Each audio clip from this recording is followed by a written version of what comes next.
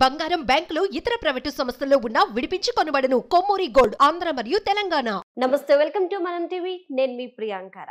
ఈ రోజు మనతో పాటు సుప్రీంకోర్టు న్యాయవాది ఆజాద్ గారు ఉన్నారు. వారితో మాట్లాడి కొత్త చట్టాల్లో ఏవైతే మార్పులు చేర్పులు జరిగాయో, కొత్త చట్టాలు వచ్చాయో వాటికి సంబంధించి కొన్ని విషయాల్ని తెలుసుకుందాం. నమస్కారం సార్. నమస్తే అండి. సార్, కొత్తగా కొన్ని చట్టాలు వచ్చాయి కదా, ఒకసారి వాటి గురించి చెప్తారా? తప్పకుండా మేడం. ఇప్పుడు కొత్త చట్టాలు అనేవి మనకు వచ్చినాయి డిసెంబర్ 25, 2023. ముఖ్యంగా క్రిమినల్కి సంబంధించిన 3 చట్టాలు మారినాయండి. ఒకటి ఏంటంటే, అంతకుముందు IPC, CrPC, Indian evidence act అనేది ఉండేది. ఓకేనండి. వాటి ప్లేసులో అంటే దాన్ని కుదించి కొత్తగా ఇప్పుడున్న సమాజానికి అనుకూలంగా కొత్త చట్టాలు తీసుకురావడం జరిగింది. సో గతంలో ఏదైతే పాత చట్టాలు ఏవైతే ఉన్నాయో అవన్నీ బ్రిటిష్ వాళ్ళు తయారు చేసింది. సో దాని ప్లేస్లో ఇప్పుడు ప్రధానమంత్రి మోడీ గారు కొత్తగా దానికి సంబంధించి ఒక కొత్త చట్టం అనేది రావడం జరిగింది. ఇప్పుడు ఇది డిసెంబర్ 25, 2023 నుంచి. సో అది అప్పటి నుంచి తర్వాత జూలై 1 నుంచి ఇది ఇంప్లిమెంటేషన్ అయిందండి. ఓకేనండి. ఒకటోసరికి భారత న్యాయ సంహిత, ఓకేనా, అది ఐపీసీ, ఇండియన్ పీనల్ కోడ్ అంటారు. తర్వాత ఇండియన్ ఎవిడెన్స్, భారతీయ సాక్ష్య అధినియం, ఓకేనా, భారత న్యాయ సురక్షా సంహిత, దాన్ని సిఆర్పిసి అంటారు. సో బిఎన్ఎస్ అంటే భారత న్యాయ సన్నిధికి సంబంధించి దాంట్లో చాలా వివరణలు కొత్త సంబంధించి, అంటే ఇప్పుడున్న సామాజికంగా సంబంధించి అనేక రకాల కొత్త సెక్షన్లు వచ్చినాయి. పాతవన్నీ కూడా ఎరేజ్ అవ్వడం జరిగిందండి. సో దాంట్లో భాగంగా కొన్ని కొత్త సెక్షన్స్ ఏవైతే ఉన్నాయో అవి రావడం జరిగింది. అవి కూడా ఇప్పుడు ఇంప్లిమెంట్ అవ్వడానికి ప్రయత్నాలు జరుగుతూ ఉన్నాయి. ఇది చాలా షార్ప్ ఉందండి. ఈ కొత్త చట్టం అనేది కొద్దిగా షార్ప్గా ఉంది. సో దానికి సంబంధించి అంతకుముందు కూడా మనం టీవీలో కూడా చేసాము. నెక్స్ట్ ఎపిసోడ్లో కూడా మనం చేస్తున్నాం దీనికి సంబంధించి బిఎన్ఎస్ గురించి. ఓకే. అయితే ఇప్పుడు కొత్త చట్టం ఏదైతే బిఎన్ఎస్ గురించి చెప్పారో, ఈ చట్టం ప్రకారం చూస్తే కనుక ఇప్పుడు పక్కింటి కుక్క వచ్చి ఒకరిని కరిసింది అంటే ఆ కుక్క యజమానులు ఎవరైతే ఉన్నారో వారిపై ఎలాంటి కేసు పెట్టచ్చు, వారికి ఎలాంటి శిక్ష పడుతుంది అంటారు? చాలా మంచి ప్రశ్న అడిగారు మేడం.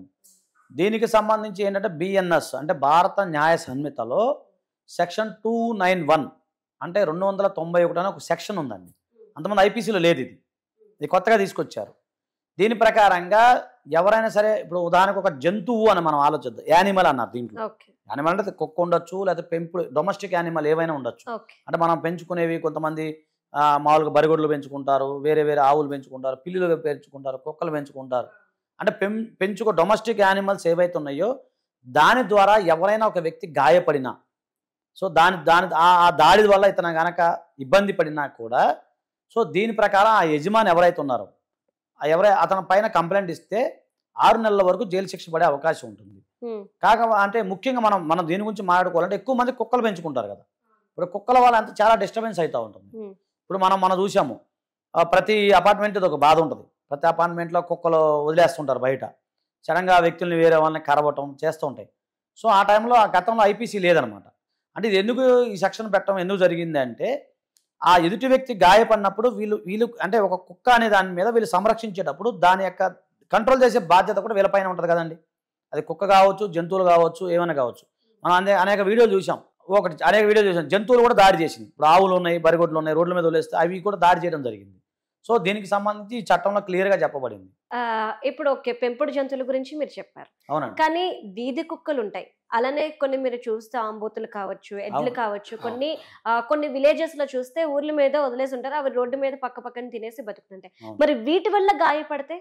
చాలా మంచి ప్రశ్న అడిగాను. అంటే దీని గురించి గతంలో ఒక జడ్జిమెంట్ కూడా ఉందండి. అదేంటంటే, ఎవరైతే పెంపుడు అంటే ఇప్పుడు ఈ కుక్కలు ఏవైతే ఉన్నాయో, ఊర కుక్కలు కానీ, ఈ స్ట్రీట్ డాగ్స్ అంటాం మనం, ఇవి కానీ జంతువులు కానీ ఎవరైతే ఉన్నారో వాళ్ళ యొక్క సంరక్షణ బాధ్యతలు ఎవరైతే ఉంటారో, అంటే ఉదాహరణ కొంతమందికి ఈ స్ట్రీట్ డాగ్స్కి, వీధి కుక్కలకి కొంతమంది అన్నం పెడతా ఉంటారు. చాలామంది ఈ జంతు ప్రేమికులు ఉంటారండి. జంతు ప్రేమికుల మామూలుగా మేము చూస్తుంటాం చాలామంది. సో ఆ జంతు ప్రేమికులు వాళ్ళకి అన్నం పెడతా ఉంటారు. సో అంటే దానికి సంబంధించి ఒక జడ్జిమెంట్లో ఏమైందంటే, ఎవరైతే ఈ దాని సంరక్షణ బాధ్యతలు ఎవరైతే చూస్తారో వారు దీనికి రెస్పాన్సిబిలిటీ అని చెప్పడం జరిగిందండి. అలా కాదు, ఎవరు లేరు, మామూలుగా మన విలేజ్ ప్రాంతంలో కానీ, ఇక్కడ మన మున్సిపల్ దాంట్లో కానీ, కార్పొరేషన్లో కానీ వదిలేశారనుకోండి. మనం చూడండి, ఒక చిన్న బాబుని చంపేసినాయి అండి. అంతకుముందు వేరే చిన్న బాబుని చంపేసినాయి. ఒక్క రోజులో 16 మందిని కరిసినాయి. అంటే నేను జంతువుల గురించి వ్యతిరేకం కాదు, చట్టంలో ఏది ఉందో అదే చెప్తున్నాను. నేను వేటికి వ్యతిరేకం కాదు. సో అలా జరిగినప్పుడు ఆనరబుల్ హైకోర్టు వారు కూడా దానిపైన మొన్న సుమోటోగా కేసు తీసుకున్నారు. దాని గురించి కూడా మన గవర్నమెంట్ వాళ్ళకి చెప్పడం జరిగింది. సో ఇమీడియట్గా గవర్నమెంట్ వాళ్ళు ఇప్పుడు జంతు సంరక్షణ కేంద్రాలు అంటే కుక్కల సంరక్షణ కేంద్రాలు ఏర్పాటు చేయాలని చెప్పేసి ఇప్పుడు స్టార్ట్ చేస్తూ ఉన్నారు. సో అయితే ఏంటంటే ఇక్కడ గమనించాల్సింది ఏంటంటే ఎవరైతే ఈ ఉదాహరణ విలేజ్ ప్రాంతంలో అనుకోండి, విలేజ్కి సంబంధించి ఊర కుక్కలు కరిచినాయి అనుకోండి, సో దానికి సంబంధించి ప్రభుత్వం వారే బాధ్యత వహించాలి. ప్రభుత్వం వారు బాధ్యత వహించాల్సి వస్తుంది. అలాగే కార్పొరేషన్ స్థాయిలో ఎవరైతే ఉన్నారో వాళ్ళు బాధ్యత వహించాల్సి వస్తుంది. అంటే బాధ్యత వహించడం అంటే ఎవరైతే గాయపడ్డారో వారికి ఎలాంటి న్యాయం జరుగుతుంది? అదేనండి, మీరు వీళ్ళు కంప్లైంట్ ఇస్తారు కదా. ఇప్పుడు విలేజ్ ప్రాంతంలో అడ్మినిస్ట్రేటర్ ఎవరైతే ఉంటారో, మన జనరల్ విలేజ్ ప్రాంతంలో ఎవరు ఉంటారు, సర్పంచ్ లేకపోతే విఆర్ఓ లేకపోతే అడ్మినిస్ట్రేటర్ ఎవరైతే ఉంటారో వారిపైన కంప్లైంట్ చేసినప్పుడు వాళ్ళు బాధ్యత వహించాల్సి వస్తుంది. దానికి సంబంధించిన కాంపన్సేషన్ కూడా పే చేయాల్సి వస్తుంది. ఇప్పుడు నేను చెప్పేది ఏంటి, ఇప్పుడు ఉదాహరణకి మీరు చెప్పినట్టుగానే పక్కింటి వరకు కుక్క కరిసింది, కుక్క గర్వంగానే గాయం అనేది అవుతుంది, కానీ దానికి ట్రీట్మెంట్ ఎవరు ఇవ్వాలి? డబ్బులు ట్రీట్మెంట్ కూడా వారే ఇవ్వాలి. ఓకే, మరి అయితే ఇప్పుడు మనం చూసుకుంటే కుక్కలు కాబట్టి కరుస్తాయి, ఓకే, కానీ ఎడ్లు లాంటివి ఉండడం. అదేనండి నేను చెప్పేది, ఏవైనా ఏ జంతువులు గాయపడినా కూడా యజమాని బాధ్యత వహించాలి. అదే అడుగుతున్నాను. సో ఏ జంతువు వల్ల అయితే గాయపడితే ట్రీట్మెంట్ ఖర్చులు అట్లానే జైలు శిక్ష ఈ రెండు బాగానే ఉన్నాయి, కానీ ఒక జంతువు వల్ల మరణిస్తే ఒక వ్యక్తి ఇన్ కేస్ సిచ్యువేషన్స్ లో మరణిస్తే గనుక దేనికి ఎలాంటి చట్టం? అదేనండి, బాధ్యతలు ఎవరైతే ఉన్నారో ఆ బాధ్యులనే రెస్పాన్సిబుల్ చేస్తారు. అది ఇప్పుడు చిన్నపిల్లడు చనిపోయారు, దాని మీద ఎంక్వైరీ నడుస్తుంది, దాని బాధ్యుల్ని ఎవరిని అంటాం మనం? స్టేట్ డాగ్ వల్ల 2 పిల్లలు చనిపోయారు, బాధ్యుల్ని ఎవరు అంటానికి లేదు మనం, ఎందుకంటే వాటికి ఎవరో లేరు, పోషకులు ఎవరు లేరు. సో ఇక్కడ ప్రత్యేకంగా పెంపుడు జంతువులు అన్న పదం ఎందుకు ఉన్నామంటే పెంపుడు జంతువులు అనేవి దాని పట్ల మనకి కంట్రోల్ ఉండాలి. కంట్రోల్ లేకపోతే పెంపుడు జంతువులు కావు కదా. ఇప్పుడు మీరు ఒక డాగ్ని పెంచుకుంటున్నారు, ఆ డాగ్ని కంట్రోల్ చేసే బాధ్యత మీకు ఉంటుంది, ఎందుకంటే ఆ డాగ్ని మీరు కంట్రోల్ చేయొచ్చు, మీ మాట అది వింటది. అదే ఒక స్ట్రే డాగ్ని మీరు చెప్తే వింటదండి, నేను చెప్తే వింటదా? వినదు. అలాగే జంతువులని ఏమైనా సరే, అంటే ఇక్కడ ఎందుకు పెట్టారంటే ఈ చట్టంలో ఎదుటి వాళ్ళకి బాధపడకూడదు, ఎదుటి వాళ్ళకి ఇబ్బంది కలగకూడదు అనేది పెట్టడం జరిగింది. దాని ద్వారా అదేంటండి, అది సృష్టిలో ధర్మం జంతువులకు ఎవరు చెప్తారండి, లేదా జంతువులు అవి మనం చెప్పినట్టు వింటాయా, ఇదంటే అది ఇక వితండవాదం అవుతుంది. చట్టంలో ఏది ఉందో నేను అదే చెప్తున్నాను, చట్టంలో ఈ విధంగా ఉంది, సో చట్ట ప్రకారంగా మీరు నడుచుకోవాలి. ఎందుకంటే ఒక కుక్కను పెంచుకున్నా ఒక పిల్లిని పెంచుకున్నా కూడా ఎదుటి వాళ్ళ మీద దాడి చేయకుండా చూసే బాధ్యత మీ పైన ఉంటుంది. గతంలో కూడా ఇంగ్లీష్ లాస్ ఉన్నాయి, దాంట్లో దాన్ని వెకేరియస్ లయబిలిటీ అంటారు.